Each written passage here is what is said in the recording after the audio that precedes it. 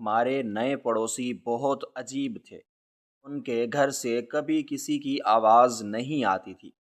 ایک دن ان کا پارسل غلطی سے ہمارے گھر آیا۔ میں اسے واپس دینے ان کے دروازے پر گئی، مگر مسلسل دستک کے باوجود کسی نے گیٹ نہیں کھولا، جبکہ اندر سے کسی کے بھاری قدموں کی آہٹ صاف آ رہی تھی۔ میں نے محسوس کیا کہ اس پارسل سے ایک عجیب سی سڑان بدبو آ رہی ہے اور باکس تھوڑا ٹوٹا ہوا تھا۔ میں نے سوچا اندر دیکھ لوں۔ جیسے ہی میں نے ڈبہ کھولا تو اس میں سے ہمارے محلے کی وہ سڑک ہمیشہ سے ہی پرسکون رہی تھی، لیکن جس دن سے وہ نئے لوگ سامنے والے گھر میں منتقل ہوئے تھے، وہاں کی خاموشی میں ایک عجیب قسم کی سنگینی اور بوجھل پن آ گیا تھا۔ وہ گھر جو برسوں سے خالی پڑا تھا اور جس کی دیواروں پر اگی ہوئی جنگلی بیلیں اسے کسی بھولی بصری داستان کا حصہ بناتی تھی، اچانک ایک رات خاموشی سے آباد ہو گیا تھا۔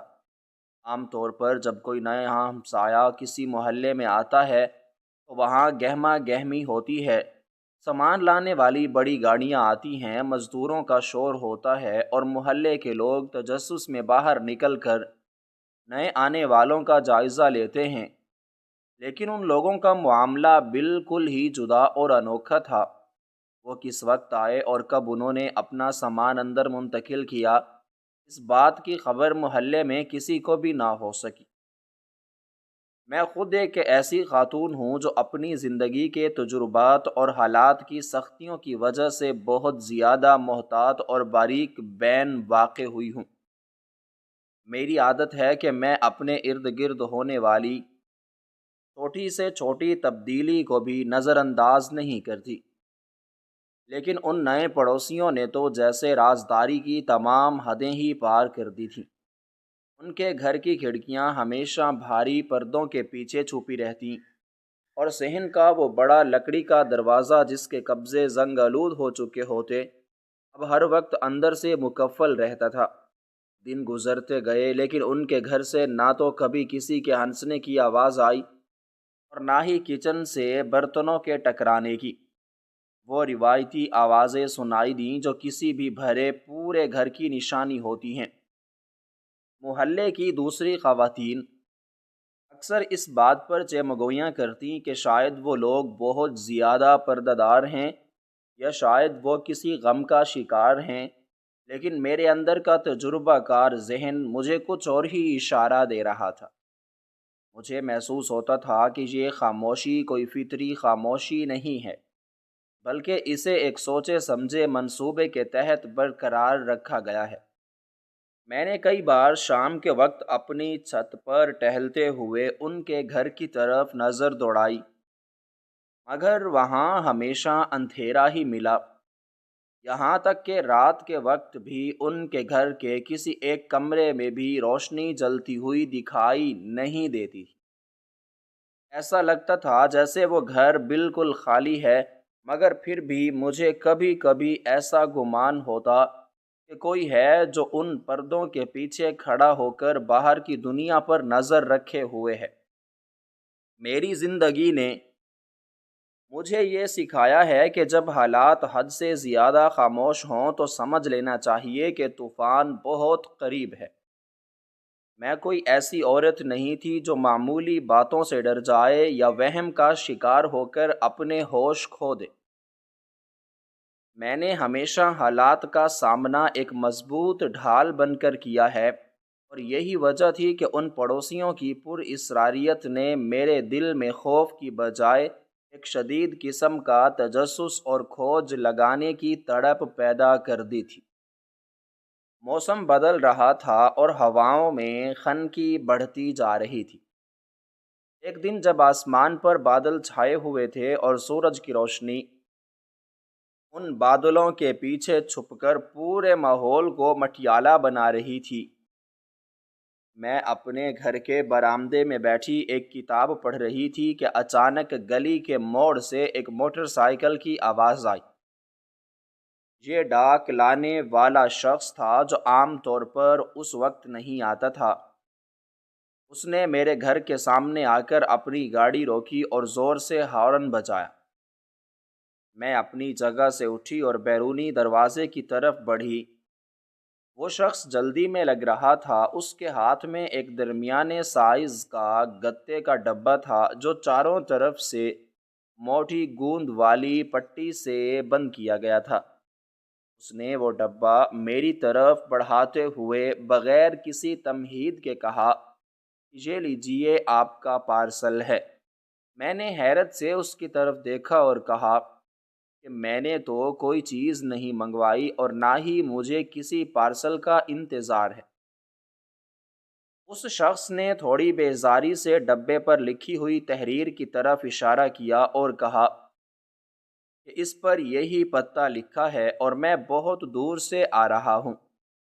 میرے پاس اتنا وقت نہیں کہ میں ہر ایک سے بحث کروں۔ آپ بس یہ رکھ لیں، اگر آپ کا نہیں ہے تو دیکھ لیجئے گا، شاید گھر میں کسی اور نے منگوایا ہو۔ وہ یہ کہہ کر تیزی سے اپنی گاڑی موڑ کر روانہ ہو گیا اور میں اس بھاری ڈبے کو ہاتھ میں پکڑے وہیں کھڑی رہ گئی۔ میں نے ڈبے کو غور سے دیکھا۔ اس کی رنگت کچھ میلی سی تھی اور اس پر جگہ جگہ مٹی لگی ہوئی تھی، جیسے وہ کسی بہت پرانے گودام سے نکل کر آیا ہو۔ میں نے اسے اٹھا کر اپنے گھر کے اندر لانے کا فیصلہ کیا، کیونکہ گلی میں کھڑے ہو کر اسے دیکھنا مناسب نہیں تھا۔ جیسے ہی میں نے قدم آگے بڑھائے، مجھے محسوس ہوا کہ اس ڈبے کا وزن اس کے سائز کے حساب سے کچھ زیادہ ہی غیر معمولی ہے۔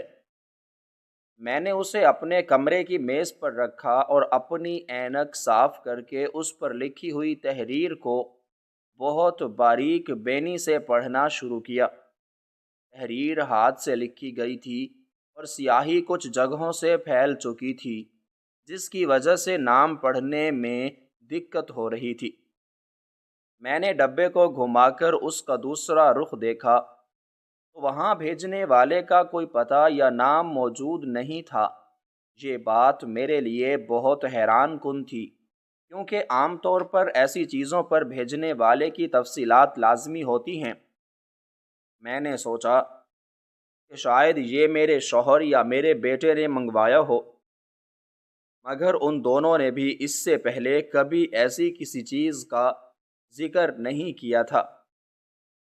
میں نے ڈبے کو ناک کے قریب لا کر سونگھا تو مجھے ایک نہایت عجیب اور ناگوار سی خوشبو آئی جو کسی گلی سڑی چیز کی بو جیسی ہوتی ہے، لیکن اس میں کچھ ادویات کی آمیزش بھی محسوس ہو رہی تھی۔ میرا شک اب گہرا ہونے لگا تھا۔ میں نے فیصلہ کیا کہ میں اسے واپس کرنے کے لیے اس شخص کو ڈھونڈوں گی، مگر وہ تو اب جا چکا تھا۔ پھر میرے ذہن میں خیال آیا کہ شاید ڈاک لانے والے نے غلطی سے یہ میرے گھر دے دیا ہے۔ میں نے دوبارہ اس پر لکھی ہوئی تحریر کو روشنی کے قریب کر کے دیکھا تو میری آنکھیں پھیل گئیں۔ تحریر کے نیچے آنے والے حصے میں جہاں پتہ لکھا تھا، وہاں میرے گھر کا نمبر نہیں تھا، بلکہ اس پر نہایت واضح اور کھردرے الفاظ میں ہمارے ان پر اصرار اور خاموش نئے پڑوسیوں کے گھر کا ہندسہ درج تھا۔ جب میری نظر اس ڈبے پر لکھے ہوئے پتے اور اس گھر کے ہندسے پر پڑی تو میرے دل کی دھڑکن ایک لمحے کے لیے رک سی گئی، کیونکہ وہ ہندسہ میرے اپنے گھر کا نہیں تھا، بلکہ ہمارے ان نئے اور پر اصرار پڑوسیوں کا تھا جن کے بارے میں پورا محلہ طرح طرح کی باتیں کرتا تھا اور جن کے گھر کی خاموشی اب ایک خوفناک معمے کی شکل اختیار کر چکی تھی۔ میں نے اس ڈبے کو ایک بار پھر غور سے دیکھا اور یہ سوچنے لگی کہ ڈاک لانے والا شخص اتنی بڑی غلطی کیسے کر سکتا ہے کہ وہ ایک ہی بالکل ہی مختلف گھر کا سامان میرے حوالے کر گیا۔ لیکن پھر میں نے سوچا کہ شاید وہ نیا لڑکا تھا، یا شاید جلدی میں اس نے صرف گلی کا نمبر دیکھا اور میرا گھر سامنے پا کر وہیں رک گیا۔ میں نے ڈبے کو میز پر رکھا تو اس کی وہ ناگوار اور عجیب سی سڑاند اب پورے کمرے میں پھیلنے لگی تھی۔ یہ بو ایسی نہیں تھی جسے نظر انداز کیا جا سکے یا کسی گلی سڑی چیز کی بو تھی، جس میں کچھ ایسی ادویات کی آمیزش محسوس ہو رہی تھی جو عام طور پر پرانی عمارتوں یا ایسی جگہوں پر آتی ہیں جہاں ہوا کا گزر نہ ہو۔ میں ایک ایسی خاتون ہوں جس نے زندگی میں بہت سے اتار چڑھاؤ دیکھے ہیں اور جس کے اعصاب فولاد کی طرح مضبوط ہیں۔ میں نے کبھی بھی حالات سے گھبرانا نہیں سیکھا اور نہ ہی ان عورتوں میں سے ہوں جو معمولی سی بو یا کسی عجیب بات سے ڈر کر چیخیں مارنا شروع کر دیں۔ میرے اندر ایک عجیب سی مضبوطی اور حالات کا سامنا کرنے کا حوصلہ ہمیشہ سے موجود رہا ہے۔ میں نے اپنے دوپٹے کے پلو سے اپنی ناک کو ڈھانپ لیا اور اس ڈبے کو اٹھا کر اپنے گھر کے بیرونی دروازے کی طرف قدم بڑھا دیے۔ میرے ذہن میں صرف ایک ہی بات تھی کہ یہ کسی کی امانت ہے، اور چاہے وہ لوگ کتنے ہی پر اصرار کیوں نہ ہوں، مجھے ان کی امانت ان تک پہنچانی چاہیے۔ میں نے اپنے گھر کا دروازہ کھولا اور باہر گلی میں نکل آئی۔ گلی اس وقت بالکل سنسان تھی اور آسمان پر چھائے ہوئے گہرے سیاہ بادلوں نے پورے ماحول کو ایک عجیب سی تاریکی میں ڈبو دیا تھا۔ ہوا میں ایک سردی تھی جو جسم میں سرسراہٹ پیدا کر رہی تھی۔ میں نے ڈبے کو اپنے ہاتھوں سے مضبوطی سے پکڑا اور چند قدم چل کر ان کے اس بڑے اور بھاری آہنی دروازے کے سامنے جا کھڑی ہوئی۔ یہ دروازہ دیکھنے میں بہت قدیم اور مضبوط لگتا تھا۔ اس کا رنگ جگہ جگہ سے اکھڑ چکا تھا اور اس پر لگی ہوئی لوہے کی کیلیں زنگ آلود ہو چکی تھیں۔ ایسا لگتا تھا جیسے اس گھر کو برسوں سے کسی نے رنگ و روغن نہیں کروایا اور یہ کسی بھولی بصری داستان کا حصہ بن چکا ہے۔ میں نے دروازے کے قریب پہنچ کر محسوس کیا کہ وہاں کی فضا میں وہ سڑاند اور بھی زیادہ گہری اور بوجھل ہے جسے وہ ڈبے سے نہیں بلکہ اس گھر کے اندر سے ہی آ رہی ہو۔ میں نے اپنے حواس کو مکمل طور پر قابو میں رکھا اور کسی بھی قسم کے وہم کو اپنے ذہن پر حاوی نہیں ہونے دیا۔ میں اچھی طرح جانتی تھی کہ اس وقت میرا یہاں کھڑا ہونا کسی خطرے سے خالی نہیں ہو سکتا، لیکن میری فطرت میں بزدلی نام کی کوئی چیز نہیں ہے۔ میں نے اپنے دائیں ہاتھ کی مٹھی بنائی اور اس بڑے دروازے پر ایک ہلکی سی دستک دی۔ دستک کی آواز اس سنسان گلی میں گونجتی ہوئی دور تک گئی، لیکن اندر سے کوئی جواب نہیں آیا۔ میں نے 1-2 منٹ انتظار کیا اور اپنے کان دروازے کے قریب لے گئی تاکہ اندر کی کسی آہٹ کو سن سکوں۔ شروع میں تو مجھے صرف ہوا کی سرسراہٹ سنائی دی، لیکن پھر اچانک مجھے اندر سے ایک ایسی آواز سنائی دی جس نے میری ریڑھ کی ہڈی میں ایک سرد لہر دوڑا دی۔ یہ کسی کے چلنے کی آواز تھی، لیکن یہ قدموں کی آہٹ کسی عام انسان کے چلنے جیسی بالکل نہیں تھی۔ وہ قدم اس قدر بھاری اور وزنی تھے کہ ان کے فرش پر پڑنے سے ایک دب دب کی ایسی آواز پیدا ہو رہی تھی جیسے کوئی بہت بھاری لوہے کا بوجھ زمین پر گرا رہا ہو، یا جیسے کسی نے لوہے کے وزنی جوتے پہن رکھے ہوں۔ اور وہ آواز دروازے کے بالکل قریب آئی اور پھر وہیں رک گئی۔ مجھے ایسا محسوس ہوا جیسے کوئی دروازے کے بالکل دوسری طرف کھڑا ہے اور اپنی سانسیں روکے ہوئے میری موجودگی کا اندازہ لگا رہا ہے۔ اس وقت میرے دل کی دھڑکن تیز ضرور تھی، لیکن میرا دماغ بالکل پرسکون تھا۔ میں نے سوچا کہ شاید وہ لوگ کسی وجہ سے سامنے نہیں آنا چاہتے، یا شاید وہ اپنی پرائیویسی کے معاملے میں بہت زیادہ حساس ہیں، لیکن وہ جو بھی ڈبے سے آ رہی تھی اب میرے صبر کا امتحان لے رہی تھی۔ مجھے لگا کہ اگر یہ ڈبہ مزید کچھ دیر میرے پاس رہا تو میں بے ہوش ہو جاؤں گی۔ میں نے ہمت جمع کی اور فیصلہ کیا کہ میں ان لوگوں کو یہ احساس دلاؤں گی کہ میں باہر کھڑی ہوں اور ان کی کوئی چیز میرے پاس ہے۔ میں نے سوچا کہ شاید میری پہلی دستک بہت ہلکی تھی جو ان تک نہیں پہنچ سکی، یا شاید گھر بڑا ہونے کی وجہ سے وہ آواز پچھلے کمروں تک نہ جا سکی ہو۔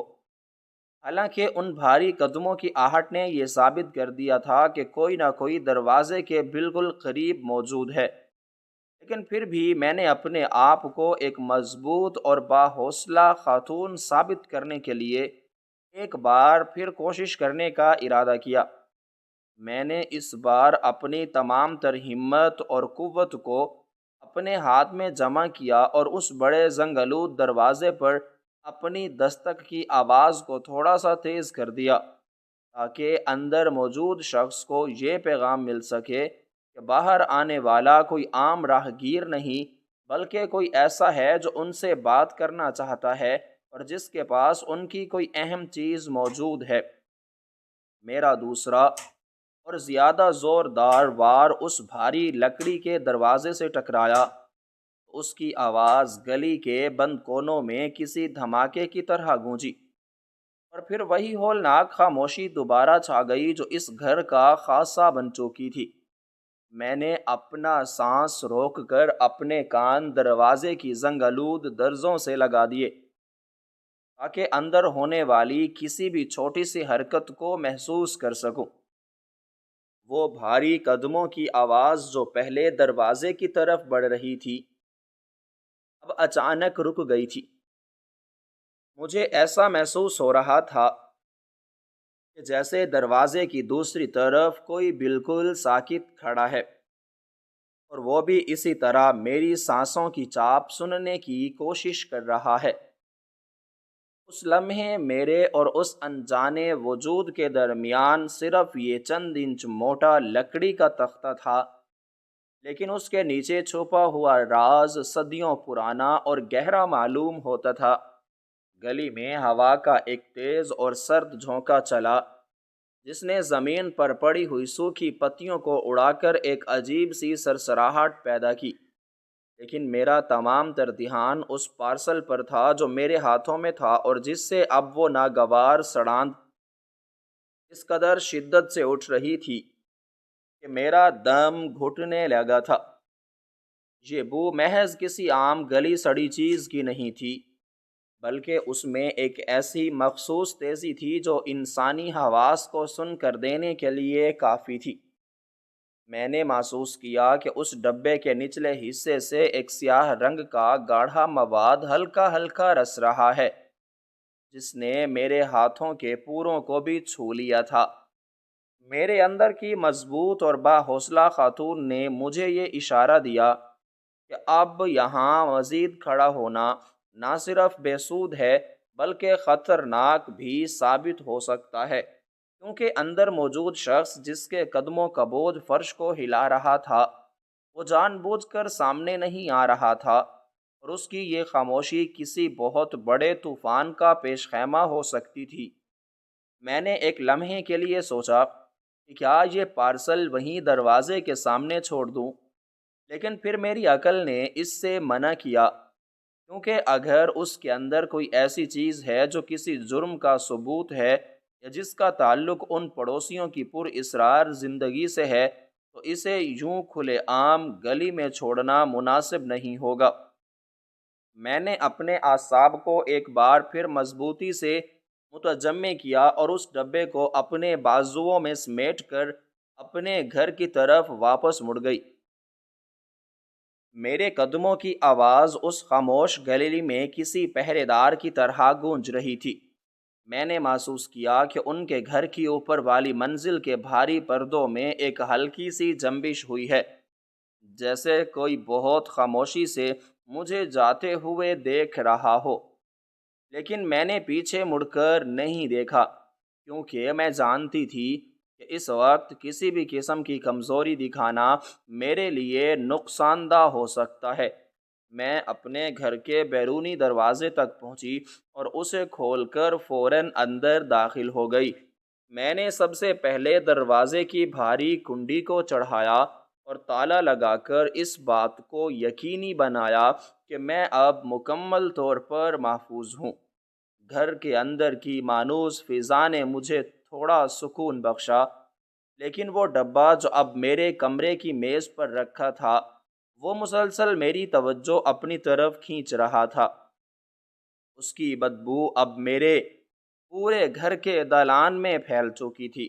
میں نے کچن سے پلاسٹک کے دستانے نکال کر پہنے، کیونکہ میں اس پر اسرار مواد کو براہ راست چھونا نہیں چاہتی تھی۔ میں نے کمرے کی کھڑکیاں کھول دیں تاکہ تازہ ہوا اندر آ سکے اور وہ دم گھٹنے والی بو کچھ کم ہو جائے۔ باہر اب اندھیرا مزید گہرا ہو گیا تھا اور بادلوں کی گرج چمک سے ایسا لگ رہا تھا کہ کسی بھی وقت موسلادھار بارش شروع ہو جائے گی۔ میں نے میز کے گرد چکر لگاتے ہوئے اس پارسل کا ہر زاویے سے معائنہ کیا۔ اس پر لکھی ہوئی وہ نامکمل اور کھردرے حروف والی تحریر اب مجھے کسی دھمکی کی طرح لگ رہی تھی۔ میرے ذہن میں وہ بھاری قدموں کی آواز بار بار گونج رہی تھی جو کسی عام انسان کے بس کی بات نہیں تھی۔ وہ آواز ایسی تھی جیسے کوئی بڑی مشین یا کوئی بہت وزنی دھاتی ڈھانچہ فرش پر رگڑ کھا رہا ہو۔ میں نے سوچا کہ کیا یہ لوگ کسی غیر قانونی تجربے میں مصروف ہیں، یا پھر یہ گھر کسی ایسی سرگرمی کا مرکز ہے جس کا علم باہر کی دنیا کو نہیں ہونا چاہیے۔ میری زندگی کے تلخ تجربات نے مجھے یہ سکھایا ہے کہ جب بھی کوئی چیز حد سے زیادہ چھپائی جائے تو اس کا مطلب ہے کہ اس کے پیچھے کوئی بہت بڑی برائی موجود ہے۔ میں نے میز پر پڑے ہوئے ایک تیز دھار چاقو کو اٹھایا اور اس ڈبے کے اوپر لگی ہوئی پٹیوں کو آہستہ آہستہ کاٹنا شروع کیا۔ میرا ہر عمل بہت ناپا تلا اور سوچا سمجھا تھا۔ میں کوئی جلد بازی نہیں کرنا چاہتی تھی، کیونکہ مجھے نہیں معلوم تھا کہ اس ڈبے کے اندر کیا ہے، کوئی دھماکہ خیز مواد یا کوئی ایسی چیز جو مجھے نقصان پہنچا سکے۔ میں نے پٹیوں کو کاٹنے کے بعد ڈبے کے اوپر والے گتے کو ہلکا سا اوپر اٹھایا تو بدبو کا ایک ایسا زوردار بھبکا اٹھا کہ مجھے چند سیکنڈ کے لیے اپنی آنکھیں بند کرنی پڑیں۔ میرا دل تیزی سے دھڑک رہا تھا، لیکن میرے ہاتھ بالکل نہیں کانپ رہے تھے۔ میں نے اپنے آپ کو ہر طرح کے بھیانک منظر کے لیے تیار کر لیا تھا۔ میں نے سوچا کہ شاید اس میں کسی جانور کا کٹا ہوا سر ہوگا یا کوئی ایسی چیز جو مجھے ڈرانے کے لیے بھیجی گئی ہے، لیکن میں نے اپنے حواس کو قابو میں رکھا اور پوری ہمت کے ساتھ اس ڈبے کے اندرونی حصے کو نمایاں کیا۔ اندر کا منظر دیکھ کر پہلی نظر میں تو مجھے کچھ سمجھ نہیں آیا، کیونکہ وہاں صرف پرانے کپڑوں کے چیتھڑے اور مٹی بھری ہوئی تھی۔ لیکن جیسے ہی میں نے ان چیتھڑوں کو ایک طرف ہٹایا تو مجھے وہ خون آلود قمیض نظر آئی جس کا رنگ اب سیاہ ہو چکا تھا، اور اس کے نیچے سے وہ بوسیدہ کاغذ کا ٹکڑا برآمد ہوا جس پر لکھی ہوئی تحریر نے میرے رونگٹے کھڑے کر دیے تھے۔ میں نے اس کاغذ کو بہت احتیاط سے اٹھایا اور اسے روشنی کے قریب لے جا کر پڑھنے لگی۔ اس میں جو کچھ لکھا تھا وہ کسی بھی انسان کے ہوش اڑانے کے لیے کافی تھا، لیکن میں نے اپنے چہرے پر کسی قسم کی گھبراہٹ کو آنے نہیں دیا۔ میں نے قمیض کو دوبارہ غور سے دیکھا۔ اس پر موجود سراغ بتاتے تھے کہ یہ کسی حادثے کا نتیجہ نہیں، بلکہ ایک باقاعدہ حملے کا نشان ہے۔ میں میز کے پاس رکھی کرسی پر بیٹھ گئی اور گہری سوچ میں ڈوب گئی کہ اب میرا اگلا قدم کیا ہونا چاہیے۔ کیا مجھے پولیس کو بلا لینا چاہیے، یا پھر مجھے خود اس پڑوسی کے گھر کے اندر جھانکنے کی کوشش کرنی چاہیے تاکہ اس سچائی کو جان سکوں جو ان دیواروں کے پیچھے چھپی ہوئی ہے۔ میں نے اپنے گھر کی بتیاں بجھا دیں تاکہ باہر سے کوئی مجھے دیکھ نہ سکے، اور میں اندھیرے میں بیٹھ کر ان کے گھر کی کھڑکیوں کا مشاہدہ کرنے لگی، جہاں اب بھی مکمل تاریکی تھی، لیکن کبھی کبھی ایک ہلکی سی نیلی روشنی چمکتی اور پھر غائب ہو جاتی تھی۔ یہ منظر کسی پرانی فلم کے کسی خوفناک منظر جیسا تھا، لیکن میں جانتی تھی کہ یہ حقیقت ہے اور اس حقیقت کا سامنا مجھے ہی کرنا ہے۔ میں نے اپنے ذہن میں تمام ممکنہ خطرات کا ایک ایسا خاکہ بنایا اور یہ فیصلہ کیا کہ میں کسی بھی صورت میں ان مجرموں کو یہاں سے فرار ہونے کا موقع نہیں دوں گی۔ میں نے اپنے موبائل کو اپنے ہاتھ میں پکڑا اور اس میں موجود نقشے پر اس محلے کے تمام گلی کوچوں کو دیکھنا شروع کیا، تاکہ اگر مجھے ان کا پیچھا کرنا پڑے تو مجھے ہر راستے کا علم ہو۔ میں نے اس خون آلود قمیض کو ایک پلاسٹک کے تھیلے میں محفوظ کر لیا تاکہ یہ ثبوت کے طور پر کام آ سکے۔ میری نظریں مسلسل گھڑی کی سوئیوں پر تھیں جو سست روی سے آگے بڑھ رہی تھیں۔ ہر گزرتا لمحہ مجھے ایک نئے سنسنی خیز انکشاف کی طرف لے جا رہا تھا۔ میں نے محسوس کیا کہ اب میرے اندر کا وہ تجسس ایک ذمہ داری کی شکل اختیار کر چکا ہے اور میں اس محلے کی حفاظت کے لیے کسی بھی حد تک جانے کو تیار ہوں۔ میں نے کھڑکی کے پردے کو ذرا سا ہٹا کر دوبارہ سامنے والے گھر کو دیکھا تو اب وہاں کے بڑے دروازے کے نیچے سے ایک عجیب سی دھن باہر نکلتی ہوئی محسوس ہوئی۔ یہ دھن کسی نہیں تھی، بلکہ کسی کیمیائی عمل کے نتیجے میں پیدا ہونے والا دھواں تھا جس کی بو اب گلی میں بھی محسوس کی جا سکتی تھی۔ میں نے اپنا کوٹ پہنا اور اپنی جیب میں ایک چھوٹا سا ٹارچ اور دفاع کے لیے ایک مضبوط چیز رکھ لی۔ میں جانتی تھی کہ اب وہ وقت آ گیا ہے جب مجھے اس خاموشی کو توڑنا ہوگا اور اس پر اصرار پڑوسی کے سامنے کھڑے ہو کر اس سے سوال کرنے ہوں گے کہ وہ اس پارسل اور اس کے اندر موجود کسی خوفناک پیغام کا کیا جواب دینا چاہتا ہے۔ میں نے ایک بار پھر اس ڈبے اور اس میں موجود سامان کو دیکھا اور پھر باہر کی سنسان گلی اور اس سیاہ گھر کی طرف اپنی نظریں جما دیں جہاں وہ بھاری قدم اب دوبارہ متحرک ہو چکے تھے اور ان کی آواز اب میرے اپنے گھر کے صحن تک سنائی دے رہی تھی۔ میں بالکل ساکت کھڑی، نہایت خاموشی سے ان بدلتے ہوئے حالات کا جائزہ لیتی رہی۔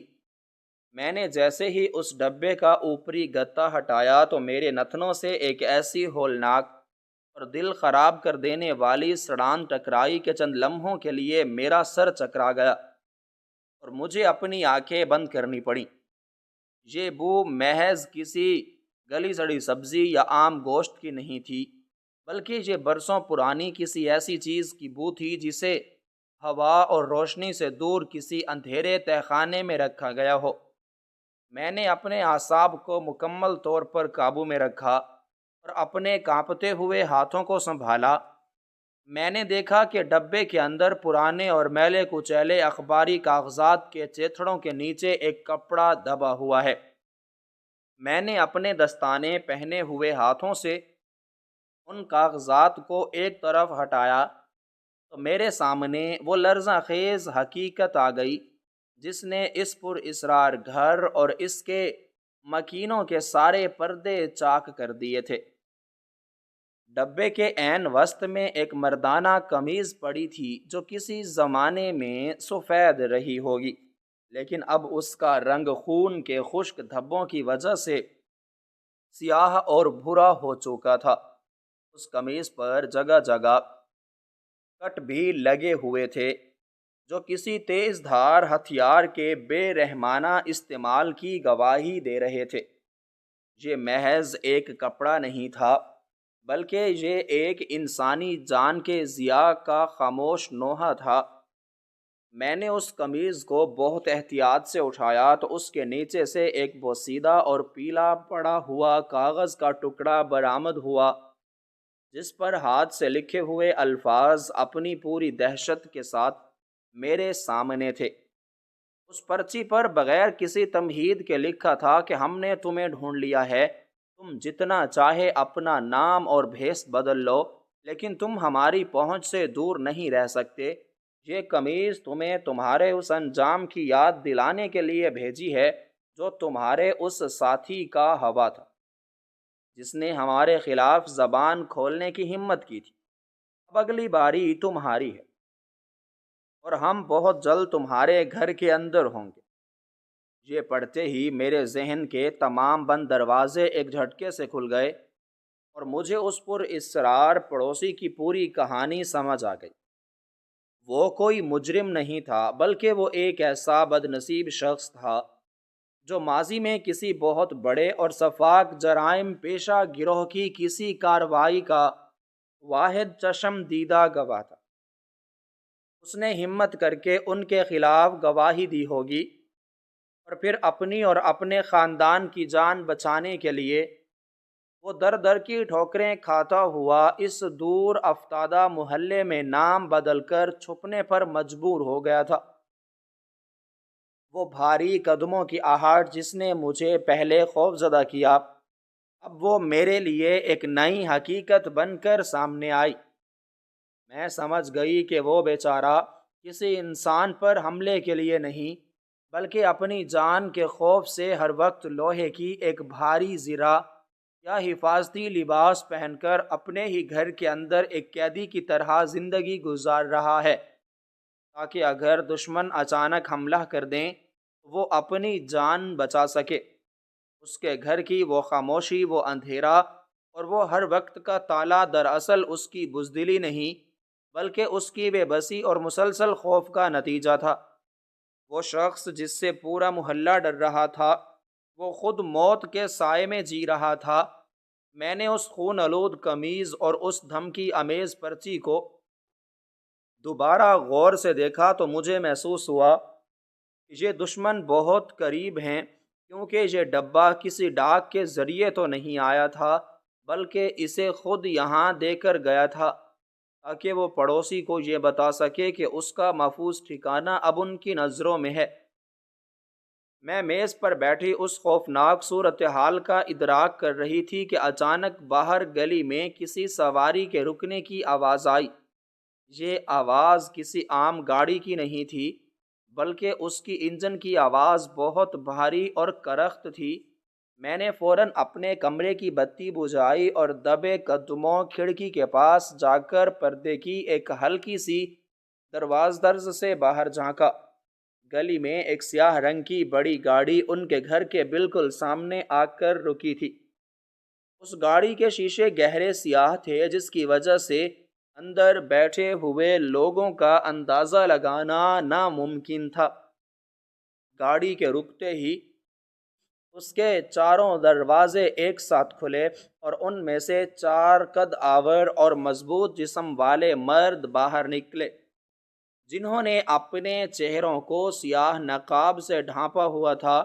ان کے ہاتھوں میں کوئی ایسی چیزیں چمک رہی تھیں جو اس چاندنی رات میں بھی موت کا پیغام دے رہی تھیں۔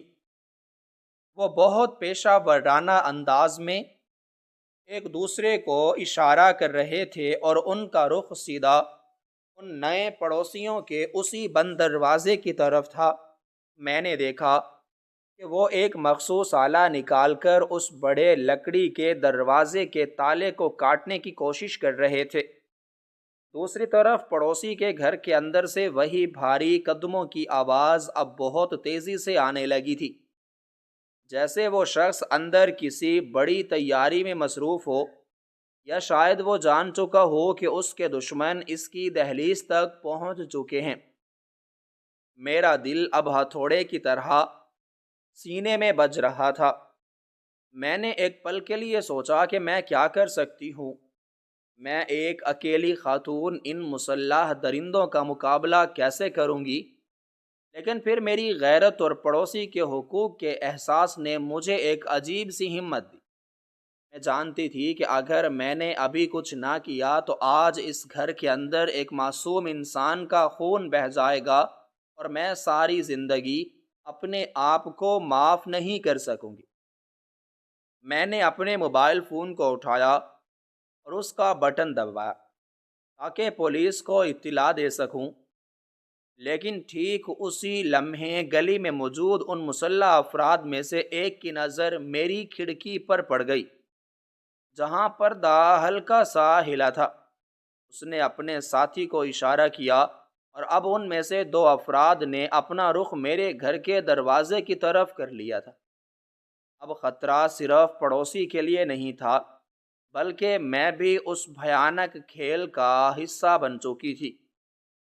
میں نے سنا کہ میرے بیرونی دروازے پر کسی نے زور سے ٹھوکر ماری اور اسے توڑنے کی کوشش کی۔ میں نے اپنے گھر کے اندرونی حصوں کو پہلے ہی مضبوطی سے بند کر لیا تھا، لیکن میں جانتی تھی کہ یہ لکڑی کے دروازے ان پیشہ ور قاتلوں کو زیادہ دیر نہیں روک سکیں گے۔ ادھر پڑوسی کے گھر سے ایک زوردار دھماکے کی آواز آئی، جیسے ان لوگوں نے اس کا دروازہ توڑ دیا ہو۔ اس کے ساتھ ہی گولیوں کے چلنے کی تھرتھراہٹ سنائی دی، جو خاموش فضا کو چیرتی ہوئی دور تک گئی۔ ایسا لگتا تھا کہ پڑوسی نے بھی خاموشی سے مرنے کی بجائے لڑنے کا فیصلہ کر لیا ہے، اور وہ اپنے اس بھاری حفاظتی لباس کی بدولت ان کا مقابلہ کر رہا ہے۔ گلی میں چیخ و پکار اور افراتفری مچ چکی تھی۔ محلے کے دوسرے گھروں کی بتیاں جلنے لگی تھیں، لیکن کوئی بھی باہر نکلنے کی ہمت نہیں کر رہا تھا۔ میں اپنے گھر کے ایک تاریک کونے میں چھپی ہوئی تھی اور میرا پورا وجود پسینے میں شرابور تھا۔ میں نے محسوس کیا کہ وہ دو افراد جو میرے گھر کی طرف آئے تھے، اب وہ میرے صحن کی دیوار پھلانگ کر اندر داخل ہو چکے ہیں۔ ان کے بھاری جوتوں کی آواز اب میرے دالان میں سنائی دے رہی تھی۔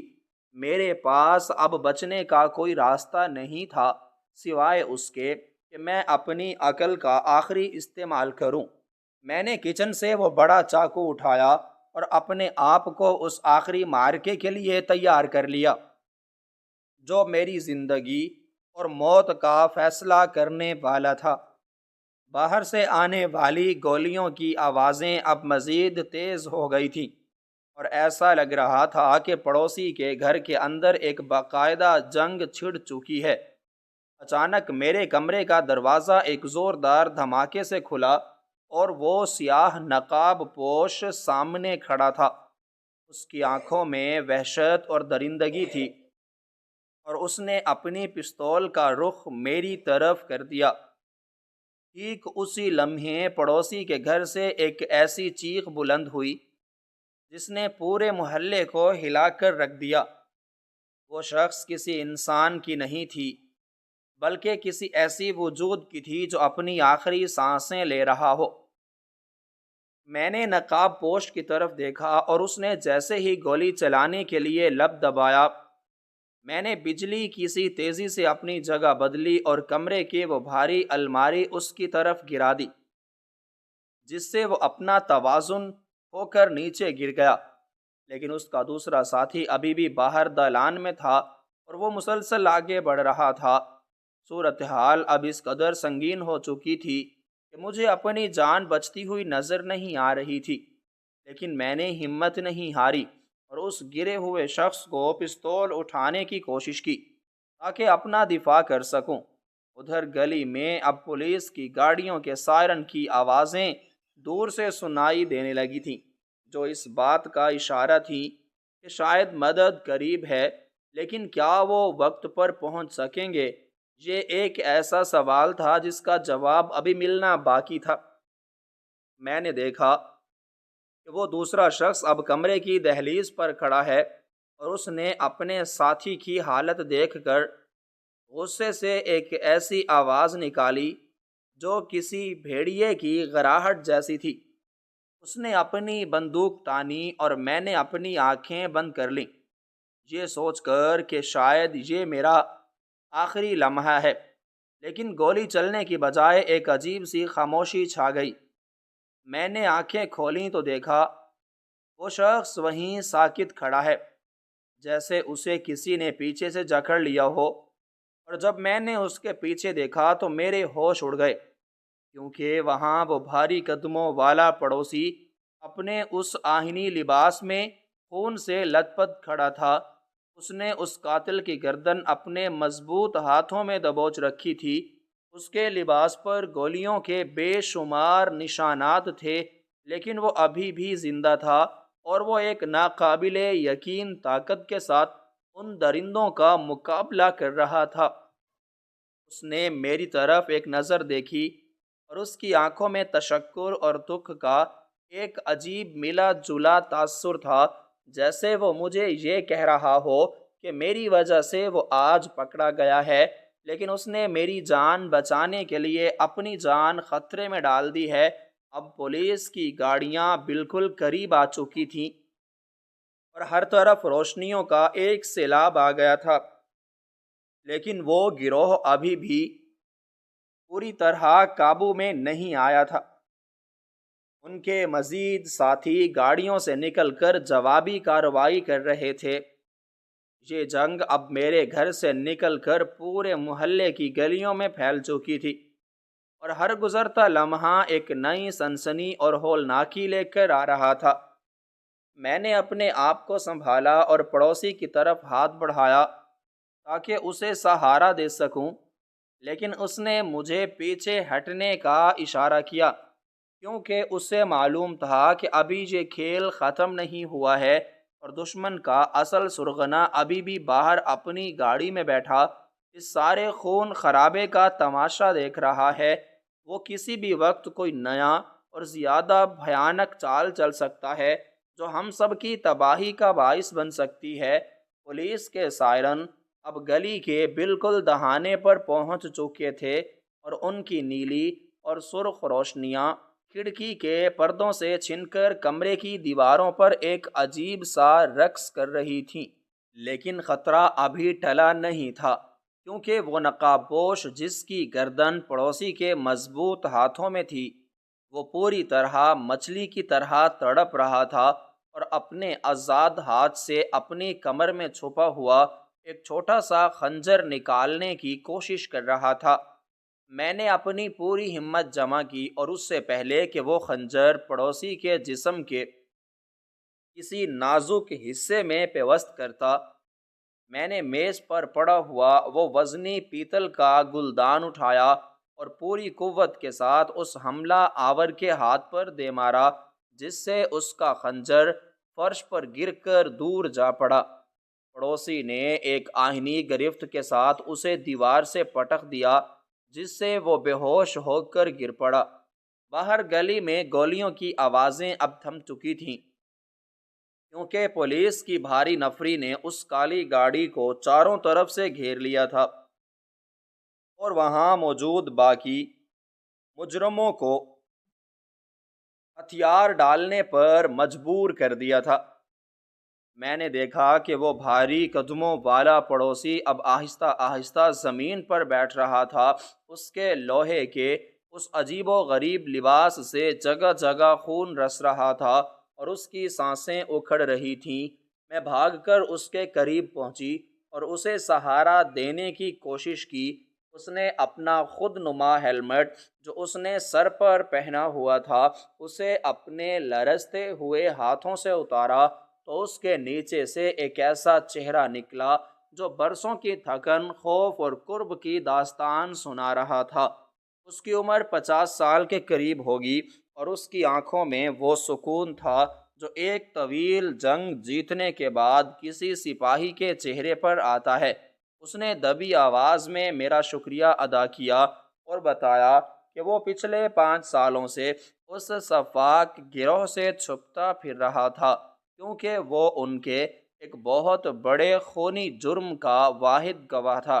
اس نے اپنی جان بچانے کے لیے یہ بھاری حفاظتی لباس خود تیار کیا تھا تاکہ اگر وہ اسے ڈھونڈ بھی لیں تو وہ کم از کم گولیوں سے بچ سکیں اور ان کا مقابلہ کر سکے۔ اس نے بتایا کہ وہ پارسل جس میں خون آلود قمیض تھی وہ دراصل اسے یہ بتانے کے لیے بھیجا گیا تھا کہ اس کا وقت ختم ہو چکا ہے، لیکن اسے یہ اندازہ نہیں تھا کہ ایک پڑوسی اس کی امانت لانے کے لیے اپنی جان خطرے میں ڈال دے گی۔ اتنے میں پولیس کے اہلکار کمرے میں داخل ہوئے اور انہوں نے ایمبولینس کو طلب کیا۔ میں نے دیکھا کہ ان مجرموں کے سرغنہ کو بھی ہتھکڑیاں لگا کر گاڑی میں ڈالا جا رہا تھا۔ وہ وہی شخص تھا جو اس کالی گاڑی کے پیچھے چھپا ہوا تھا۔ اور اس کے چہرے پر ابھی بھی وہی وحشت موجود تھی۔ پولیس کے افسر نے مجھے بتایا کہ یہ گروہ ملک کے کئی شہروں میں دہشت کی علامت بنا ہوا تھا، اور آج اس گواہ کو ختم کرنے کے لیے انہوں نے اپنا پورا زور لگا دیا تھا۔ لیکن بروقت اطلاع اور پڑوسی کی ہمت نے ان کے تمام عزائم خاک میں ملا دیے تھے۔ محلے کے دوسرے لوگ بھی اب آہستہ آہستہ اپنے گھروں سے باہر نکل رہے تھے، اور سب کے چہرے حیرت اور خوف سے لدے ہوئے تھے۔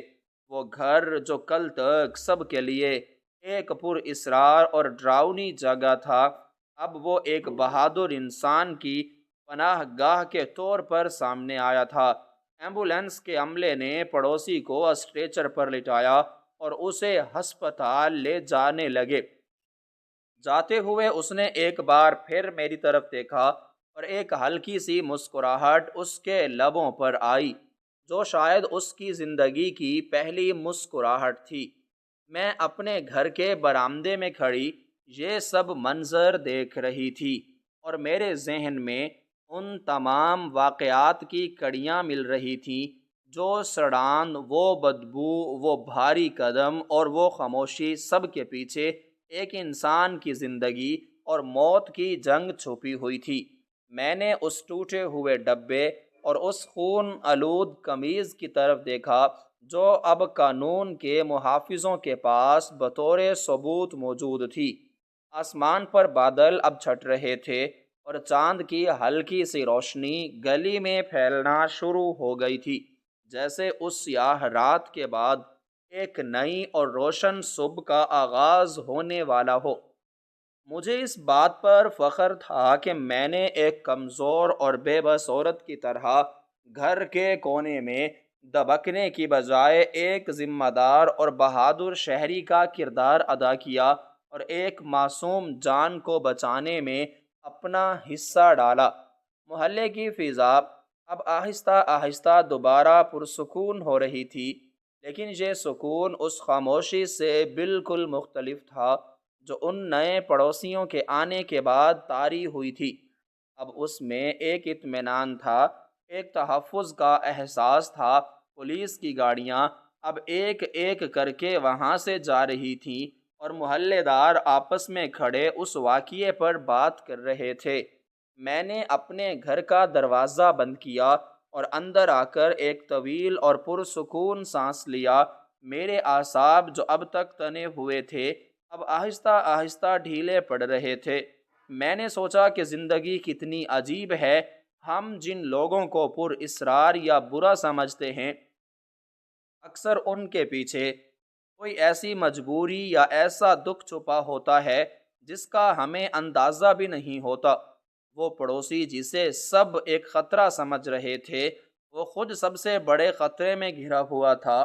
میں نے میز پر پڑی اپنی وہ کتاب دوبارہ اٹھائی جسے میں اس پارسل کے آنے سے پہلے پڑھ رہی تھی، لیکن اب میرا ذہن اس کتاب کی کہانی سے کہیں زیادہ بڑی اور حقیقی کہانی کا حصہ بن چکا تھا۔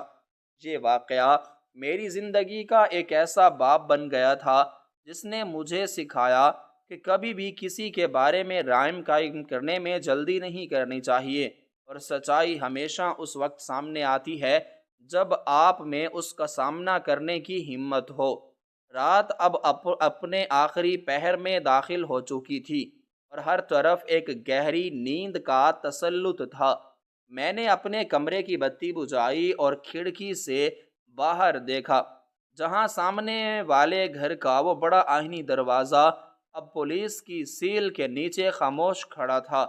اب وہاں سے وہ بھاری قدموں کی آہٹ نہیں آئے گی، اور نہ ہی وہ ناگوار بدبو کسی کے حواسوں کو متاثر کرے گی، کیونکہ وہ راز اب فاش ہو چکا تھا، اور اس کا انجام انصاف کی صورت میں سامنے آ چکا تھا۔ میں نے اپنی آنکھیں بند کیں تو میرے ذہن میں اس پڑوسی کی وہ مسکراہٹ ابھری جس نے مجھے یہ یقین دلایا کہ میں نے جو کیا وہ بالکل درست تھا، اور انسانیت کا رشتہ ہر خوف سے بڑا ہوتا ہے۔ یہ کہانی جو ایک عجیب سے پارسل اور خاموش پڑوسیوں سے شروع ہوئی تھی، اب ایک ایسے موڑ پر ختم ہوئی تھی جہاں ہر کردار کو اس کا حق مل چکا تھا، اور میں نے اپنی زندگی میں پہلی بار یہ محسوس کیا کہ سسپینس اور تھرل صرف فلموں یا کہانیوں میں نہیں ہوتا، بلکہ ہماری عام زندگی میں بھی کبھی کبھی ایسے موڑ آتے ہیں جہاں ہمیں اپنی بہادری اور عقل کا امتحان دینا پڑتا ہے، اور وہی امتحان ہمیں ایک بہتر انسان بناتا ہے۔ اب گلی میں مکمل خاموشی تھی، لیکن یہ وہ پرسکون خاموشی تھی جو کسی طوفان کے گزر جانے کے بعد آتی ہے، اور میں اس سکون کے ساتھ اپنی نیند کی آغوش میں چلی گئی، یہ جانتے ہوئے کہ کل کی صبح اس محلے کے لیے ایک نئی اور خوف سے پاک صبح ہوگی۔